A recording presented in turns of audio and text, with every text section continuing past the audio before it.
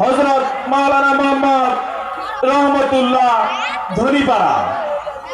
আমি শ্রদ্ধাভাজন বড় ভাইকে আলোচনা পেশ করবার জন্য সুনির্বন্ধ অনুরোধ করছি। الحمد لله وكفى وسلام على عباده الذين اصطفى أما بعد فقد قال الله تعالى في كلامه المجيد والفرقانه الحميد أعوذ بالله من الشيطان الرجيم بسم الله الرحمن الرحيم يا أيها الذين آمنوا توبوا إلى الله توبة نصوحا صدق الله العظيم আলহামদুলিল্লাহ, সমস্ত প্রশংসা একমাত্র আল্লাহর জন্য। সমস্ত প্রশংসার মালিক একমাত্র আল্লাহ। সেই মহান রব্বে কারীমের দরবারে আমরা লাখো কোটি শুকরিয়া এবং সুজুদ আদায় করছি যে মহান রব্বুল আলামিন আপনাকে আমাকে দূর দূরান্ত থেকে কোরআনের মাহফিলে জান্নাতের বাগানে কিছু কথা বলা এবং শোনার তৌফিক দান করেছেন। মালিকের দরবারে আমরা সকলেই কৃতজ্ঞতা প্রকাশ করি, সকলেই শুকরিয়া আদায় করি, সকলে জবান খুলে বলছি আলহামদুলিল্লাহ। লক্ষ কোটি সালাম প্রেরণ করছি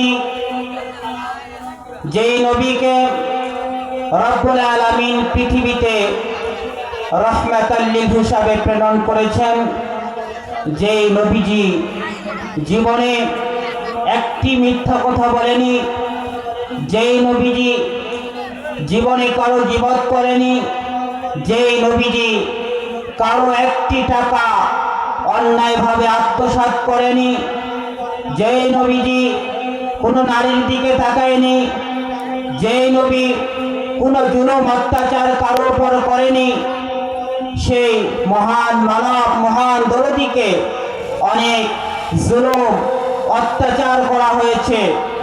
এমনকি বিশ্বনবী মুহাম্মদুর রাসূলুল্লাহ সাল্লাল্লাহু আলাইহি ওয়াসাল্লামকে জেলখানায় পর্যন্ত পৌঁছে দেওয়া হয়েছে। বিশ্বনবী মুহাম্মদুর রাসূলুল্লাহ সাল্লাল্লাহু আলাইহি ওয়াসাল্লাম সব কষ্ট মেনে নিয়েছেন, সব কষ্ট স্বীকার করেছেন, সকল জুলুম অত্যাচার বরদাস্ত করেছেন একমাত্র কোরআনের জন্য। ঠিক কিনা? একমাত্র কোরআনের জন্য আল্লাহ নবী সাল্লাল্লাহু আলাইহি সাল্লাম অনেক জুলুম নির্যাতন সহ্য করেছেন। যেই মহান নবী এত জুলুম অত্যাচার সহ্য করলেন, সেই নবীর প্রতি আমরা দরুদ পড়ি, সকলে বলছি সাল্লাল্লাহু আলাইহি ওয়াসাল্লাম। সম্মানিত প্রিয় হাজিরিন, আমি আয়াতের সামান্য কিছু অংশ তেলাওয়াত করেছি। এই আয়াতের কিছু আলোকপাত করব ইনশাআল্লাহ। রব্বুল আলামিন এই আয়াতের মধ্যে তওবা সম্পর্কে আলোচনা করেছেন। আমাদের প্রত্যেকের গুনাহ আছে কিনা? আছে কিনা? আমাদের গুনাহ আছে কিনা? নবীরা মাসুম, কিন্তু আমাদের গুনাহ আছে।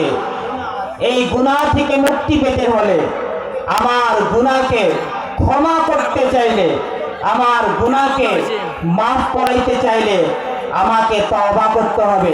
কি করতে হবে বলেন? তওবা করতে হবে। যদি আমি তওবার মতো তওবা করতে পারি, রব্বুল আলামিন আমার সব গুনাহ খাতাকে মাফ করে দিবেন। তাওবাতান নাসুহা, তওবার শর্ত অনুযায়ী যদি আমি তওবা করতে পারি, রব্বুল আলামিন আমার জীবনের অতীতের সকল গুনাহ খাতাকে মাফ করে দিবেন।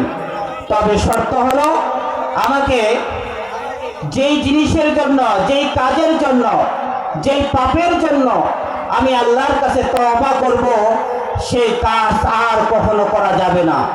তওবা আমার জীবনের গুনাহকে মাফ করাইতে হলে, মাফ করতে চাইলে আমাকে 5টি শর্তের সাথে তওবা করতে হবে।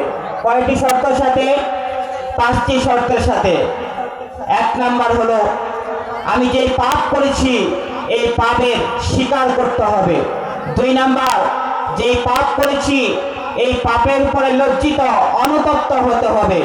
3 নাম্বার, যে পাপ করেছি ওই পাপ আমাকে থামিয়ে দিতে হবে, ওই পাপ কাজ আর করা যাবে না।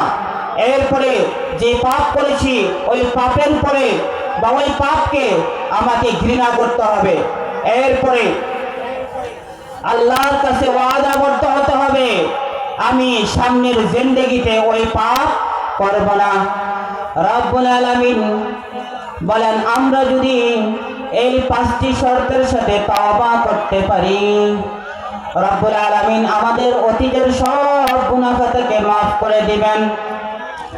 এই জন্য রব্বুল আলামিন বলেন ইয়া আইয়ুহাল্লাযীনা আমানু তুবু ইলাল্লাহি তাওবাতান নাসুহা।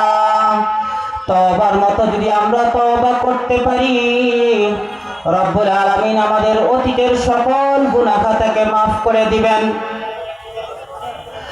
আর যদি আমরা তওবা করলাম, রব্বুল আলামিন আমি আর সুদ খাবো না, নামাজ ছেড়ে দিব না, মিথ্যা কথা বলবো না,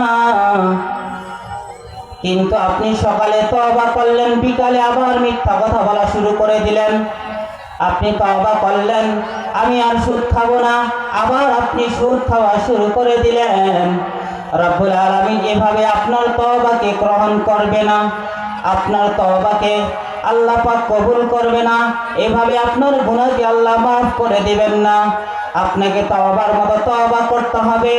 যদি আপনি তওবার মতো তওবা করতে পারেন, রব্বুল আলামিন আপনার অতীতের সকল গুনাহ খাতাকে মাফ করে দিবেন। যদি আমাদের গুনাহকে মাফ করতে চাইলে আমাকে কি করতে হবে? তওবা করতে হবে। তাওবাতান নাসুহা, সত্যিকার অর্থে আমাকে কি করতে হবে? তওবা করতে হবে। যদি আমি তওবা করতে পারি, রব্বুল আলামিন আমার অতীতের সকল গুনাহ খাতাকে মাফ করে দিবেন। অল টাইম রব্বুল আলামিন তওবার দরওয়াজাকে খুলে রেখেছেন। তবে 2টি সময়ে আল্লাহ তাআলা তওবাকে কবুল করবে না। কয়টি সময়? 2টি সময়ে রব্বুল আলামিন তওবাকে কবুল করবে না। 1 নাম্বার, বাদাল গরগরা, মালাকুল মাউত যখন আপনার কাছে চলে আসবে, আপনি যখন মালাকুল মাউতকে দেখে ফেলবেন, দেখার পরে আপনার গরগরানি চলে আসবে। মালাকুল মাউতের ভয়ঙ্কর চেহারা, মালাকুল মাউতের ভয়ঙ্কর আকৃতি দেখে আপনার অবস্থা পরিপূর্ণ চেঞ্জ হয়ে যাবে। এই মালাকুল মাউতকে দেখার পরে আপনি যদি রবের কাছে তওবা করেন, রব্বুল আলামিন আপনার তওবাকে তখন আর গ্রহণ করবে না। ফেরাউনের নাম শুনছেন আপনারা? ফেরাউন, এই ফেরাউনকে রব্বুল আলামিন নীল দরিয়ায় লোহিত সাগরে ডুবিয়ে ডুবিয়ে মেরেছিলেন। এই ফেরাউন যখন নীল দরিয়ার মধ্যে ওই লোহিত সাগরের মধ্যে হাবুডুবু খেলেন, সে এত পানি খায়, এত পানি খায়, পানি পান করতে করতে তার পেট একবার উঁচা হয়ে গেল, তার পেটে আর পানি ঢোকে না, পানি পান করতে চাইলেও সে পান করতে পারে না। এই ফেরাউন তখন হাতগুলো উঁচা করে দিয়ে বলেন আনা মিনাল মুসলিমিন, আমি মুসলমানদের দলে, আমি মুসলমানদের অন্তর্ভুক্ত। রব্বুল আলামিন বলে ফেরাউন, আমি তোমাকে দুনিয়াতে অনেক দাপট দিয়েছি, অনেক ক্ষমতা দিয়েছিলাম, কিন্তু তোমার ক্ষমতাকে তুমি কাজে লাগিয়েছ, নিজেকে তুমি আনা রব্বুকুমুল আলা দানি করেছ। এরে ফেরাউন, তোমার জীবদ্দশায় এই মালাকুল মউতকে দেখার আগে তুমি যদি আমি রবের কাছে, আমি রব্বুল আলামিনের কাছে অনুতপ্ত অনুশোচনা হয়ে একবার তুমি যদি আমার কাছে ক্ষমা চাইতে, আমি রব্বুল আলামিন তোমার অতীতের সকল গুনাহগুলোকে মাফ করে দিতাম। কিন্তু এখন আর কোনো কাজ হবে না, তোমার গড়গড়া চলে এসেছে, তোমার তওবা আর গ্রহণ করা হবে না, তুমি জাহান্নামী হয়ে মারা যাবে। এরপরে যখন রব্বুল আলামিন পূর্ব দিকে সূর্য না উঠিয়ে পশ্চিম দিকে যখন সূর্য উঠাবে, রব্বুল আলামিন আর তখন আপনার তওবা কবুল করবে না। এই জন্য শয়তান আল্লাহকে বললেন, আল্লাহ আপনি আমাকে জাহান্নামী বানিয়েছেন, তবে আপনি পৃথিবীতে যত বান্দা পাঠাবেন, যত মানুষ পাঠাবেন, আমি সকল মানুষকে ওই জাহান্নামের মধ্যে নিয়ে যাব। রব্বুল আলামিনকে শয়তান চ্যালেঞ্জ দেয়, আমি সকল বান্দাকে আপনার জাহান্নামের ভিতরে ফেলে দিব। রব্বুল আলামিন বলে, শয়তান শুনে রাখো, শুনে রাখো, জানো রাখো, তুমি যখন আমার বান্দাকে ধোঁকা দিবা, আমার বান্দা তোমার ওয়াসওয়াসায় পড়ে যখন গুনাহ করে ফেলবে, গুনাহ করার পরে আমার বান্দা যখন কোন মাহফিলে এসে আমি রবের কাছে দুখানা হাত তুলে নিজের অতীতের গুনাহগুলোকে স্মরণ করে তওবা করবে, বান্দা তার হাত তুলতে দেরি হবে, আমি আল্লাহ বান্দার গুনাহগুলোকে ক্ষমা করতে দেরি করব না। এরপরে শয়তান বলে, আল্লাহ আপনার বান্দা যখন মাহফিলে যাবে তাকে আমি অন্য রাস্তায় ঘুরিয়ে দেব, আপনার বান্দা যখন নামাজ পড়তে যাবে আমি আপনার বান্দাকে গানের প্যান্ডেলে নিয়ে যাব, আপনার বান্দা যখনই ভালো কাজ করার চেষ্টা করবে আমি তাকে খারাপ কাজের দিকে নিয়ে যাব।